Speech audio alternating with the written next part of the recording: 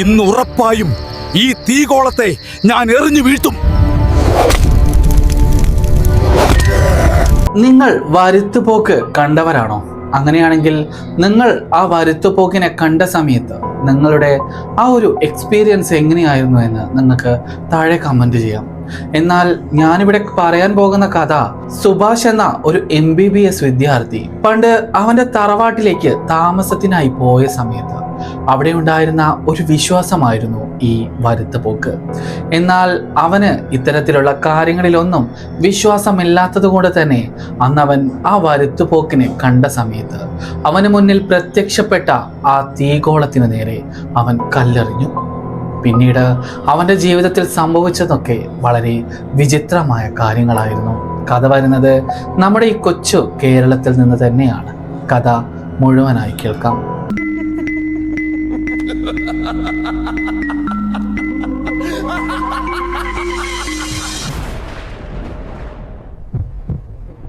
ഈ ഒരു കഥ നടക്കുന്നത് 2002-ലാണ്. ഈ കഥ നടക്കുന്ന സമയത്ത് സുഭാഷ് എന്ന് പറഞ്ഞ ഈ പയ്യന് MBBS പഠനം പൂർത്തിയാക്കിയിട്ട് ഹൗസ് സർജൻസിക്ക് വേണ്ടിയിട്ട് വെയിറ്റ് ചെയ്യുന്ന ആ ഒരു കാലഘട്ടത്തിലാണ്. എറണാകുളം ജില്ലയിലെ സിറ്റി ലൈഫിലായിരുന്നു സുഭാഷും അച്ഛനും അമ്മയും ജീവിച്ചിരുന്നത്. എന്നാൽ അച്ഛനും അമ്മയും അവിടെ ഉണ്ടായിരുന്ന ഒരു ഗാർമെന്റ്സ് ഫാക്ടറിയിൽ ജോലി ചെയ്യുകയായിരുന്നു. MBBS ആദ്യ വർഷം മുതലേ ഹോസ്റ്റലിൽ തന്നെയായിരുന്നു സുഭാഷ്. അതുകൊണ്ട് വീട്ടിലേക്ക് അങ്ങനെ പോകാറൊന്നും ഉണ്ടായിരുന്നില്ല. ഒരു പക്ഷേ വീട്ടിലേക്ക് പോവുകയാണെങ്കിൽ തന്നെ അവിടെ അച്ഛനും അമ്മയ്ക്കും നല്ല രീതിയിലുള്ള തിരക്കായിരിക്കും. അവനോടൊന്ന് സംസാരിക്കാൻ പോലും സമയമില്ലാത്ത അത്ര തിരക്ക്. ഒറ്റ മകനായി വളർന്നത് കൊണ്ട് തന്നെ അച്ഛനും അമ്മയും അവൻ്റെ ചെറുപ്പം മുതലേ അവനെ വല്ല പ്ലേ സ്കൂളിലൊക്കെ ആക്കിയിട്ടായിരുന്നു ജോലിക്ക് പോയിരുന്നത്. അതുകൊണ്ട് തന്നെ മാതാപിതാക്കൾക്ക് കുറച്ച് സ്നേഹക്കുറവുണ്ടെന്ന് പലപ്പോഴും സുഭാഷിന് തോന്നിയിട്ടുണ്ട്. എന്നാൽ സുഭാഷിനോട് എപ്പോഴെങ്കിലും അമിതമായ സ്നേഹം കാണിച്ചിട്ടുള്ളത് സുഭാഷിൻ്റെ അമ്മയുടെ വീട്ടുകാരായിരുന്നു. എന്നാൽ അവർ താമസിക്കുന്നത് ആലപ്പുഴയിലെ ഒരു ഉൾഗ്രാമത്തിലായിരുന്നു. അതൊരു കുഗ്രാമവുമായിരുന്നു. ഒരുപാട് അന്ധവിശ്വാസങ്ങളും ഈശ്വര വിശ്വാസങ്ങളൊക്കെ ആയിട്ട് ജീവിക്കുന്ന ഒരു പറ്റം മനുഷ്യർ. എന്നാൽ അവർക്ക് സുഭാഷ് എന്ന് പറഞ്ഞാൽ വളരെ ജീവനായിരുന്നു. എപ്പോഴെങ്കിലും വെക്കേഷൻ വരുന്ന സമയത്ത് സുഭാഷ് അങ്ങോട്ടേക്ക് എത്തിക്കഴിഞ്ഞാൽ അവിടെ പിന്നെ ഒരു ഉത്സവത്തിൻ്റെ ആഘോഷമായിരിക്കും. അത്രയ്ക്കും പ്രിയമായിരുന്നു സുഭാഷ് ആ ഗ്രാമത്തിലേക്ക് വരുന്നത്. അതവൻ്റെ ഗ്രാൻഡ് പാരൻസിന് മാത്രമായിരുന്നില്ല, ആ നാട്ടിലുള്ളവർക്കും. ചെറുപ്പം മുതലേ അവൻ അവിടെ നിൽക്കുന്ന സമയത്ത് അവിടെ പരിചിതരായ സുഹൃത്തുക്കൾക്കും എല്ലാവർക്കും അവൻ വരുന്നത് വളരെ ഇഷ്ടമായിരുന്നു. എന്നത് മാത്രമല്ല, ആ ഗ്രാമത്തിൽ നിന്നൊക്കെ ഒരു ഡോക്ടർ ആവുന്നത് ആദ്യത്തെ ആളുമായിരുന്നു. എന്നാൽ ഇത്തവണ MBBS 4th ഇയർ കഴിഞ്ഞ് എക്സാം ഒക്കെ കഴിഞ്ഞതിന് ശേഷം ഹൗസ് സർജൻസിക്ക് കാത്തിരിക്കാനായിട്ട് ഏകദേശം ഒരു മാസം ഉണ്ടായിരുന്നു. ആ സമയത്ത് അവൻ വീട്ടിലിരുന്ന് വല്ലാതെ ബോറടിച്ചപ്പോഴായിരുന്നു അവന് ഗ്രാമത്തിലേക്ക്, അതായത് അവൻ്റെ ഗ്രാൻഡ് പാരൻസിൻ്റെ അടുത്തേക്ക് പോകാമെന്ന് അവൻ തീരുമാനിച്ചത്. അങ്ങനെ അവൻ ആലപ്പുഴയിലേക്ക് ട്രെയിൻ കയറി. ഒടുവിൽ ആലപ്പുഴയിലേക്ക് എത്തി. അവനെ കാത്ത് ഗോപാലേട്ടൻ്റെ ചായക്കടയ്ക്കരികിൽ ഒരു വിനോദ് എന്ന് പറഞ്ഞ ഒരു പയ്യൻ നിൽക്കുന്നുണ്ടായിരുന്നു. ഈ വിനോദ് സുഭാഷിന്റെ ചൈൽഡ്ഹുഡ് ഫ്രണ്ട് ആയിരുന്നു. അവർ ചെറുപ്പം മുതലേ ആ ഗ്രാമത്തിലെ വയലുകളിലും പാടശേഖരങ്ങളിലൊക്കെ അവർ പല കഥകളും പറഞ്ഞ് നടക്കുന്നത് പതിവാണ്. സുഭാഷിന് ഒരൊറ്റ സുഹൃത്തേ ഉണ്ടായിരുന്നുള്ളൂ ആ ഗ്രാമത്തിൽ, അത് വിനോദായിരുന്നു. വിനോദ് അവിടെ തന്നെ ഉണ്ടായിരുന്ന ചില കൃഷികൾക്കും മറ്റു കാര്യങ്ങൾക്കും തൻ്റെ അച്ഛനെ സഹായിക്കുന്ന ഒരു ജോലിയായിരുന്നു വിനോദിന്. വിനോദ് അത്ര എഡ്യൂക്കേറ്റഡ് ആയിട്ടുള്ള ഒരു വ്യക്തിയൊന്നുമായിരുന്നില്ല, എന്നാൽ സ്നേഹം ഒരുപാടുണ്ടായിരുന്ന ഒരു വ്യക്തി കൂടിയാണ്. അവിടെ അവർ നിൽക്കുന്ന ആ ഗോപാലേട്ടൻ്റെ ചായക്കട എന്നത് ആ ഗ്രാമത്തിലെ ഒരു ഹൃദയഭാഗമാണ്. എല്ലാ രാത്രികളിലും ആ ഗ്രാമത്തിലെ മുഴുവൻ ചെറുപ്പക്കാരും വൃദ്ധരായവരും രാത്രികളിൽ അല്ലെങ്കിൽ വൈകുന്നേരങ്ങളിൽ ഗോപാലേട്ടൻ്റെ ചായക്കടയിലാണ് എല്ലാവരും കൂടാറുള്ളത്. എന്നാൽ പകൽ സമയത്തൊക്കെ അവിടെ ആളുകൾ കൊണ്ട് ശ്രേഷ്ഠമാണ്. കർഷകരും അതുപോലെ സ്ത്രീകളും അങ്ങനെ ഒരുപാട് പേര് ആ ഭാഗത്തൊക്കെ ചുറ്റിക്കറങ്ങി നടക്കാറുണ്ട്. എന്നാൽ രാത്രിയായാൽ ആ ഗ്രാമത്തിൽ ആരും തന്നെ പുറത്തിറങ്ങാറില്ല. അവർക്കൊക്കെ രാത്രി പുറത്തിറങ്ങാൻ അല്പം ഭയമായിരുന്നു. എന്നാൽ അതിനൊരു പ്രത്യേക കാരണം എന്ന് പറയുന്നത് അവിടെ ഉണ്ടായിരുന്ന ചില അന്ധവിശ്വാസങ്ങളായിരുന്നു. എന്നാൽ അന്ധവിശ്വാസങ്ങൾ എന്ന് എഴുതിത്തള്ളാൻ നമുക്ക് മൊത്തത്തിൽ കഴിയില്ല. അതൊരു വിശ്വാസമായിരുന്നു. അർദ്ധരാത്രി അല്ലെങ്കിൽ രാത്രി 8 മണി കഴിഞ്ഞ് ഏകദേശം 12 മണിക്കുള്ളിൽ അവിടെ പല ഭാഗത്തും പോക്കുവരവ് അതുപോലെ വരുത്തുപോക്ക് എന്നിങ്ങനെയുള്ള ശല്യങ്ങൾ ഉണ്ട് എന്ന് പറഞ്ഞു കേട്ടിട്ടുണ്ട്. അത് ആ ഗ്രാമക്കാർക്ക് ചെറുപ്പം മുതലേ കേട്ട ഒരു കഥയായിരുന്നു. അതുകൊണ്ട് അവരുടെ ഉൾമനസ്സിൽ അതൊരു വിശ്വാസമായി മാറി.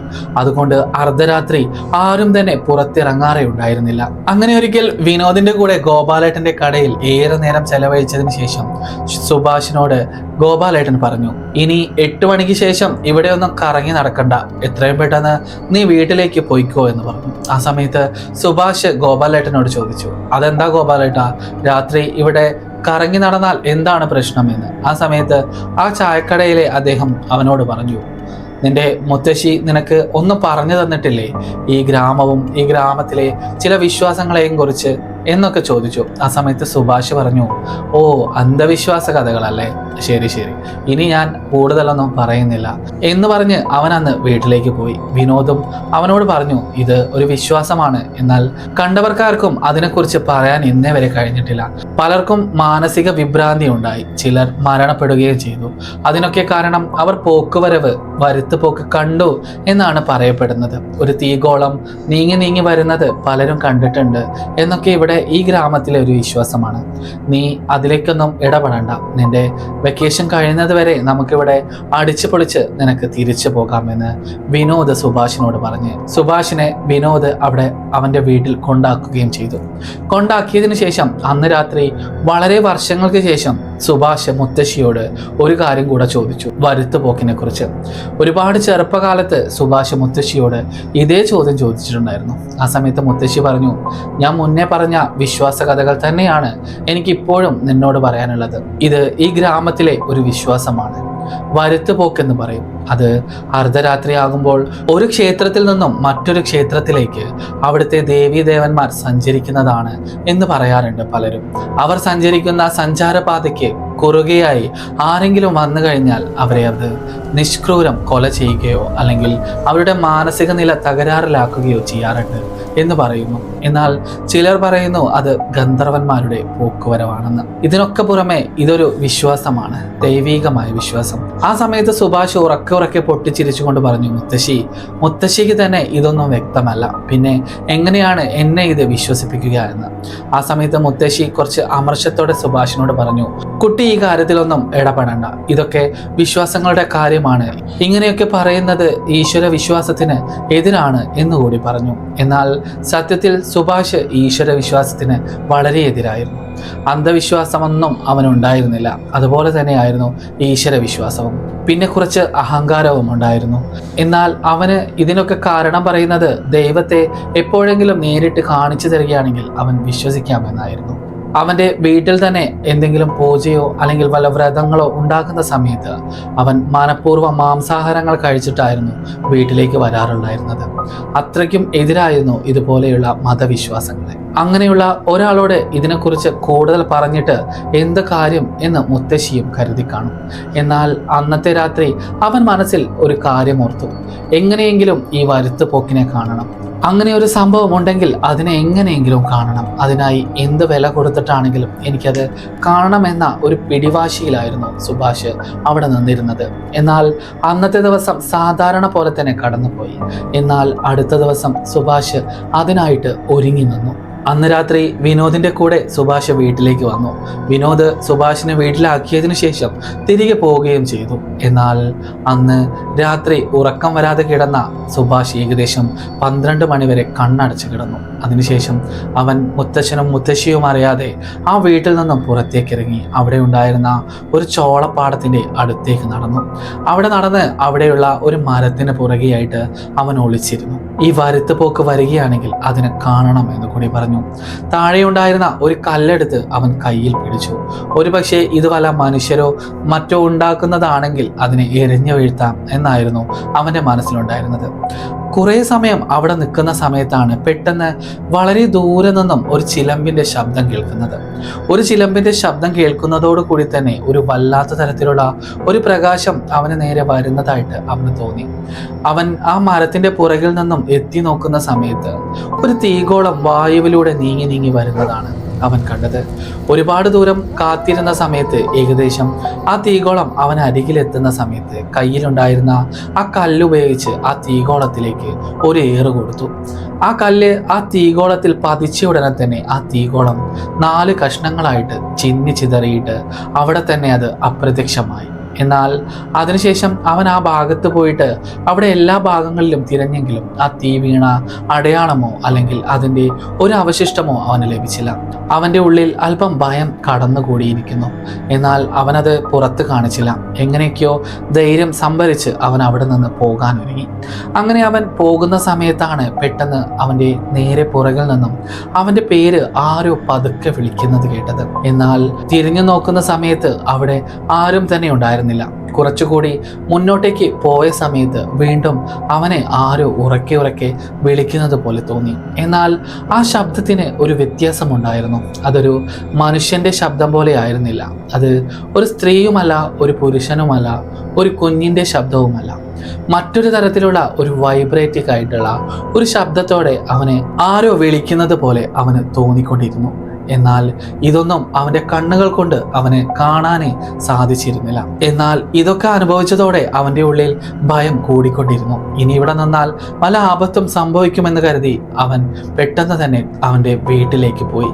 വീട്ടിലേക്ക് ചെന്ന് കതകൊക്കെ അടച്ച് അവൻ വീണ്ടും ബെഡ്റൂമിൽ പോയി കിടന്നു. എന്നാൽ വിചാരിച്ചതുപോലെ തന്നെയായിരുന്നു. അവന് അന്ന് ഉറക്കം വരുന്നേ ഉണ്ടായിരുന്നില്ല. അന്ന് ഏകദേശം 3 മണിയൊക്കെ കഴിഞ്ഞ സമയത്ത് വീടിന് പുറമെ നിന്നും അവനെ ആരോ അവൻ്റെ പേര് വിളിക്കുന്നുണ്ടായിരുന്നു. അവൻ ജനവാതിൽ തുറന്ന് പുറത്തേക്ക് നോക്കുന്ന സമയത്ത് ഒരു തീഗോളത്തിൽ ചിന്നിച്ചിതറി കിടക്കുന്ന ഒരു മനുഷ്യരൂപം അവന് മുന്നിൽ നിൽക്കുന്നുണ്ടായിരുന്നു. അത് അവൻ വ്യക്തമായി കണ്ടു. ഉടനെ തന്നെ ആ ജനവാതിലിൻ്റെ അടുത്തേക്ക് ആ തീഗോളം പാഞ്ഞെടുക്കുന്ന സമയത്ത് അതിൻ്റെ ചൂടിൻ്റെ കാഠിന്യം കൊണ്ട് അവനെ അവിടെ തന്നെ നിൽക്കാനേ സാധിച്ചിരുന്നില്ല. പെട്ടെന്നാണ് അവൻ വല്ലാത്ത രീതിയിൽ ഛർദ്ദിക്കാനായിട്ട് തുടങ്ങിയത്. അവൻ ഛർദ്ദിക്കുന്ന ശബ്ദം കേട്ടിട്ടാണ് മുത്തശ്ശി റൂമിലേക്ക് ഓടി വരുന്നത്. ആ സമയത്ത് അവൻ ആ മുറി മുഴുവൻ ഛർദ്ദിച്ച് വെച്ചിരുന്നു. എന്നാൽ അവൻ ഛർദ്ദിച്ചത് സാധാരണ അവൻ കഴിച്ചിരുന്ന ഭക്ഷണങ്ങളായിരുന്നില്ല. ഈ കൽക്കരി പോലെ, അതുപോലെ എന്തോ ഒരു ചാരനിറത്തിലുള്ള ഒരു വസ്തു, ഈ തീ കത്തിക്കഴിഞ്ഞാൽ ഉണ്ടാകുന്ന ഒരു ചാരം പോലെ എന്തോ ഒന്ന് അവൻ അവിടെ ഛർദ്ദിച്ച് വെച്ചിരിക്കുന്നു. ഇത് കണ്ട ഉടനെ തന്നെ മുത്തശ്ശി ചോദിച്ചു, നീ വേണ്ടാത്തത് എന്തെങ്കിലും കഴിച്ചിരുന്നോ എന്ന്. എന്നാൽ അപ്പോഴൊന്നും സുഭാഷ് മുത്തശ്ശിയോട് ഈ കാര്യം പറഞ്ഞില്ല. എന്നാൽ അന്ന് അവന് കുടിക്കാനൊക്കെ വെള്ളമൊക്കെ കൊടുത്ത് അവൻ്റെ വായും മുഖമൊക്കെ കഴുകിയിട്ട് അവനോട് കിടക്കാൻ പറഞ്ഞ് മുത്തശ്ശി തിരിച്ച് മുറിയിലേക്ക് പോയി. എന്നാൽ അടുത്ത ദിവസം പുലർച്ചെ പെട്ടെന്ന് ആരോ പുറമെ നിന്ന് വാതിൽ മുട്ടുന്ന ശബ്ദം കേട്ടിട്ടാണ് അവൻ്റെ മുത്തശ്ശി പുറത്തേക്ക് വന്നത്. വാതിൽ തുറന്ന് നോക്കുന്ന സമയത്ത് ആ ഗ്രാമത്തിലെ ഒരാളായിരുന്നു അങ്ങോട്ടേക്ക് വന്നത്. പെട്ടെന്ന് നെൽപ്പാടം വരെ വരണം, നിങ്ങളുടെ മകൻ അവിടെ പാടത്ത് എന്തൊക്കെയോ വിചിത്രമായിട്ടുള്ള കാര്യങ്ങൾ ചെയ്തുകൊണ്ടിരിക്കുകയാണ് എന്ന് പറഞ്ഞിട്ടാണ് മുത്തശ്ശിയെ വിളിക്കാൻ ചെന്നത്. മുത്തശ്ശിയും മുത്തശ്ശനും അങ്ങോട്ടേക്ക് ചെന്ന സമയത്ത് ഒരു വലിയ വൃത്തത്തിനുള്ളിൽ സുഭാഷ് പരിപൂർണ നഗ്നനായിട്ട് അവൻ കയ്യിലൊരു വള്ളിച്ചെടി കൊണ്ട് അവനെ തന്നെ സ്വയം പരിക്കേൽപ്പിക്കുന്ന രീതിയിലുള്ള ഒരു കാഴ്ചയാണ് കണ്ടത്. ഉടനെ തന്നെ മുത്തശ്ശി ഓടിച്ചെന്ന് ആ വൃത്തത്തിനുള്ളിൽ നിന്നും പുറത്തു വന്നതോടെ അവന് സ്വബോധം തിരികെ വന്നു. ആ സമയത്ത് അവൻ ഓടിച്ചെന്ന് മുത്തശ്ശിയുടെ സാരിത്തുമ്പ് കൊണ്ട് അവൻ്റെ നാണം മറച്ചു. എന്നാൽ അതിനുശേഷം അവനെ വീട്ടിലേക്ക് കൊണ്ടുപോയതിനു ശേഷമാണ് മുത്തശ്ശിയോട് അവൻ ഈ കാര്യങ്ങളൊക്കെ പറയുന്നത്. മുത്തശ്ശി ഉടനെ തന്നെ വിനോദിനെ വിളിച്ചു. വിനോദ് ഓടി അവിടേക്കെത്തി. വിനോദ് കൂടി ഈ കാര്യം കേട്ടതോടെ സുഭാഷിനോട് പറഞ്ഞു, ഇനി ഞാൻ ഒരിക്കലും നിന്റെ സുഹൃത്തല്ല, എനിക്ക് നിന്നെ കാണുന്നത് തന്നെ പേടിയാണ്, കാരണം നീ ചെയ്തത് അത്തരത്തിലും വലിയൊരു തെറ്റാണ് എന്ന് പറഞ്ഞ് സുഭാഷ് അവിടെ നിന്നും തിരിഞ്ഞു നടന്നു. എന്നാൽ സുഭാഷ് പോകുന്ന സമയത്ത് അവൻ്റെ മുത്തശ്ശിയോട് പറഞ്ഞു, നമ്മുടെ ശിവക്ഷേത്രത്തിലെ ആ പൂജാരിയെ പോയിട്ട് കണ്ടു കഴിഞ്ഞാൽ ഇതിനൊരു പരിഹാരം അദ്ദേഹം നിർദ്ദേശിക്കാൻ സാധ്യതയുണ്ട് എന്ന്. ഉടനെ തന്നെ വൈകാതെ മുത്തശ്ശി ആ വൃദ്ധനായ പൂജാരിയുടെ അടുത്തേക്ക് ചെന്നു. അദ്ദേഹം കുറെ മന്ത്രങ്ങളും അതുപോലെ കയ്യിൽ കുറച്ച് ഭസ്മവും കൊടുത്തു. ഇനി അടുത്ത ദിവസം നിന്റെ മനസ്സിനെ കീഴ്പ്പെടുത്താനായിട്ട് ആ തീഗോളം നിന്നെ തേടി വരുന്ന സമയത്ത് നീ നിന്റെ കയ്യിലെ ഈ ഭസ്മം അതിന് നേരെ എറിയണം. പിന്നീട് നിനക്ക് ഇത്തരത്തിലുള്ള ഒരു അനുഭവവും ഉണ്ടാവാൻ സാധ്യതയില്ല എന്ന് കൂടി അദ്ദേഹം പറഞ്ഞു. എന്നാൽ അന്നത്തെ രാത്രി മനസ്സിൽ ധൈര്യം സംഭരിച്ചു വെച്ചിട്ട് അവൻ്റെ മനസ്സ് നിയന്ത്രണം വിട്ടു പോകാത്ത രീതിയിൽ അവൻ അവിടെ കാത്തിരുന്നു. പതിവ് പോലെ തന്നെ അന്ന് രാത്രി ആ വരുത്തുപോക്ക്, അതുപോലെ ആ തീഗോളം അവന് നേരെ വന്നു. എന്നിട്ട് പുറമേക്ക് അവനെ വിളിച്ചു വരുത്തി. എങ്കിലും ആ തീഗോളം അവൻ്റെ മനസ്സ് നിയന്ത്രിക്കുന്ന രീതിയിൽ അവൻ പുറത്തേക്ക് ഇറങ്ങി.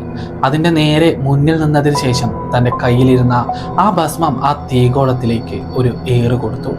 ആ ഭസ്മം അവിടെ പതിച്ചത് മുതൽ ആ തീഗോളത്തിനകത്ത് നിന്നും ഒരു മനുഷ്യൻ്റെ അല്ലെങ്കിൽ ഒരു രാക്ഷസൻ്റെ ആർത്തട്ടഹസിച്ച ഒരു നിലവിളി ശബ്ദത്തോടെ ആ തീഗോളം എന്നേക്കുമായിട്ട് അപ്രത്യക്ഷമായി.